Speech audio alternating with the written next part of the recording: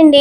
ఈరోజు lunch special cauliflower curry. మరి మీరేం చేసుకున్నారో లంచ్‌లోకి కామెంట్ ద్వారా తెలపండి. స్టవ్ ఆన్ చేసుకొని ప్యాన్ పెట్టుకొని ఆయిల్ వేసుకొని ఆయిల్ కాగిన తర్వాత జీలకర్ర, ఉల్లిపాయలు, కరివేపాకు వేసుకొని ఉల్లిపాయలు కొంచెం కలర్ చేంజ్ అయ్యాక ఒక స్పూన్ అల్లం వెల్లుల్లి పేస్ట్ వేసుకొని పచ్చివాసన పోయిన తర్వాత టమాటాలు ఒక 2 టమాటా ప్యూరీ చేసుకొని ఆ టమాటా ప్యూరీ కూడా వేసుకొని తగినంత ఉప్పు, పసుపు వేసుకొని ఒక నిమిషం బాగా వేగనివ్వాలి. ఇలా వేగిన తర్వాత కొంచెం ఆయిల్ పైకి వచ్చాక ఒక స్పూన్ కారము, జీలకర్ర, ధనియాల పొడి, గరం మసాలా కొంచెం వేసుకొని మసాలాన్ని బాగా వేగనివ్వాలి. ఒక నిమిషం బాగా వేగిన తర్వాత ఒక 2 స్పూన్ల కొబ్బరి పొడి కూడా వేసుకొని ఒకసారి బాగా కలుపుకొని మనం ముందుగా ఉడికించి పెట్టుకున్న కాలీఫ్లవర్ కూడా ముక్కలన్నీ వేసుకోవాలి.